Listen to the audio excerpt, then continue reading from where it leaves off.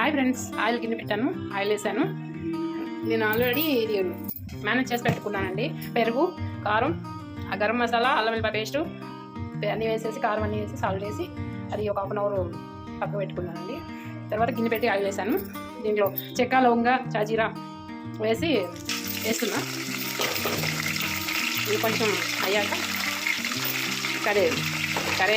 కరేపాకు, పచ్చిమిర్చి, ఆనియన్ వేస్తున్నా. కొంచెం అటు ఇటు అయ్యాక దీంట్లో టమోటా వేస్తున్నా. టమోటా కొంచెం వేగాక అప్పుడు మనం చికెన్ మ్యారినేట్ చేసి పెట్టుకున్నాం కదా, అప్పుడు చికెన్ వేస్తాను. కొంచెం వేగింది కదా, వేగిన పట్ట మనం చికెన్ అన్నీ పట్టించుకున్నాం కదా, మసాలాలన్నీ అవి దీంట్లో వేయాలన్నమాట.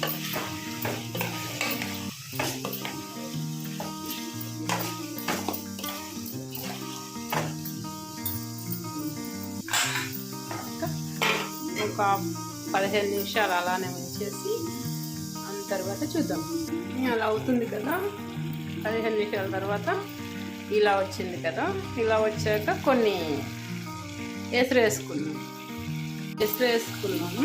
ఇందాక అదే వాటర్ గిన్నె ఉంది కదా, మనం మేనేజ్ చేసి పెట్టుకుంటున్నాం కదా, ఆ వాటర్ కొంచెం వాటర్ వేసేసి వేసుకొని వేసేసుకుంటాం. ఇది కొంచెం బాగా అయ్యాక, కొంచెం దగ్గర అయినాక కొంచెం కొత్తిమీర, కొంచెం గరం మసాలా వేసుకోవాలి. అంతే, సింపుల్. ఎవరైనా చేసుకోవచ్చు అండి, ఏం పెద్ద ఇదేం కాదు.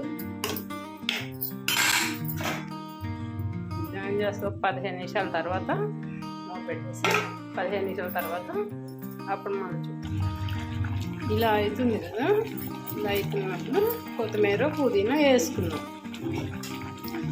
కొత్తిమీర, పుదీనా వేసుకొని వేసుకున్నాక అలా 10 నిమిషాలు మూత పెట్టుకున్నాక 10 నిమిషాల తర్వాత గరం మసాలా వేస్తాం.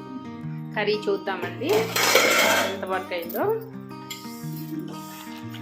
ఇలా వచ్చిందండి. ఇప్పుడు మనం ఏం చేస్తామంటే గరం మసాలా వేస్తాం. గరం మసాలా వేస్తాక ఒక 5 మినిట్స్ పెట్టేసి ఇంకా అయిపోయింది. నేను చికెన్ ఫ్రైలా చేయలేదు, లైట్గా పులుసు కూడా కావాలని పులుసులాగా పెట్టాను.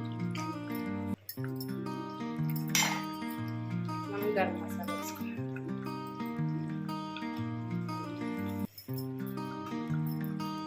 వేసుకున్నాక ఒకసారి కలిపేసి